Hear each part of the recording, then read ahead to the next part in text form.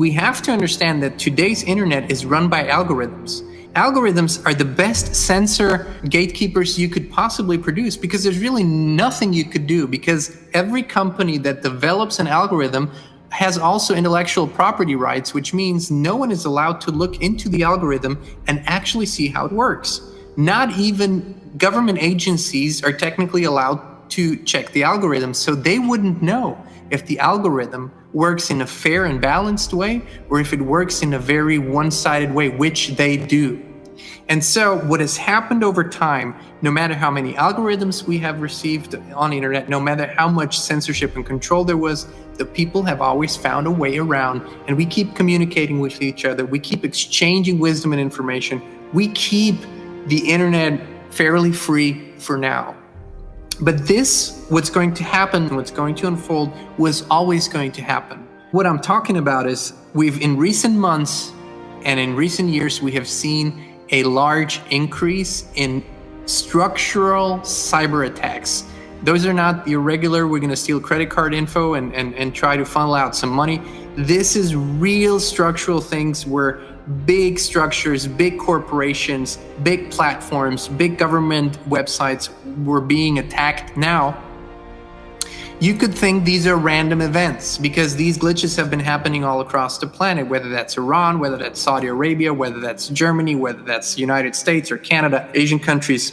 It's been happening all over the place. There is a common theme. These are preparation attacks. We believe there's going to be a basically internet shutdown event where such structural cyber attacks will happen that for most of the planet, the internet will be turned off and we won't have access to 90% of all the services because everything now is internet based.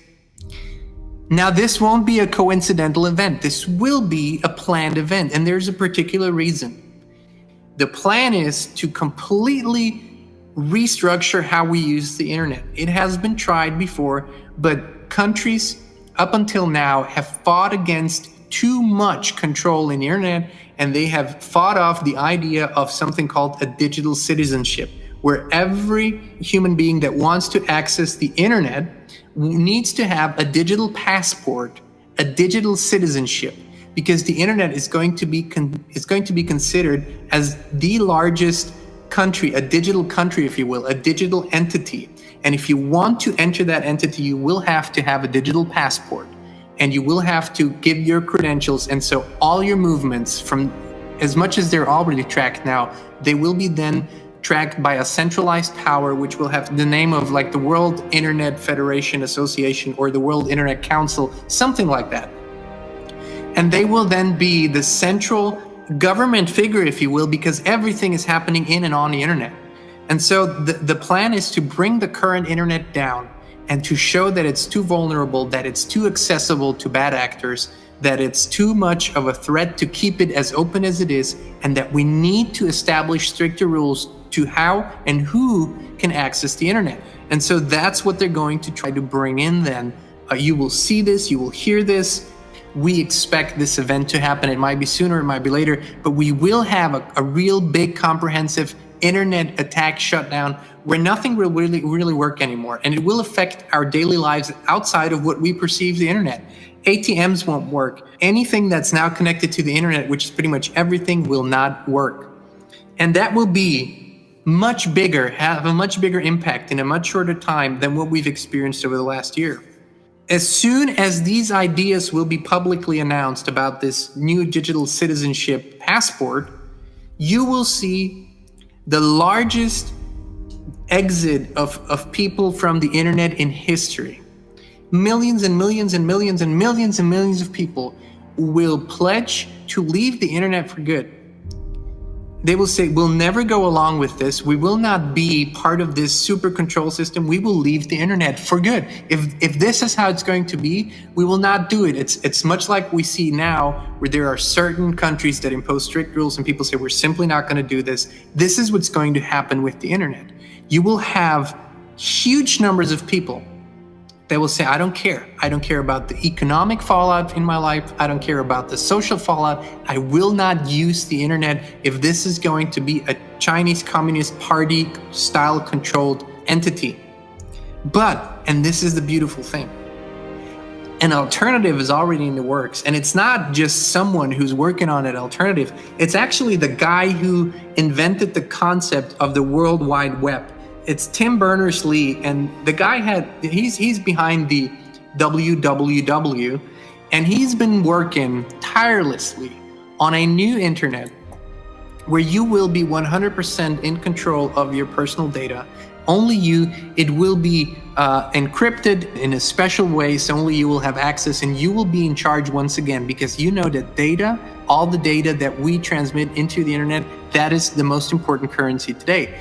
So this guy and his team, they've been working tirelessly for years now on this new internet, and they are ready because they know this is coming, and they will launch this very soon, and it will become a new revolution. But there is a possibility that between the old internet going down, between this new digital citizenship passport thing, and the launch of the new really private and data secured internet, there might be a gap in between.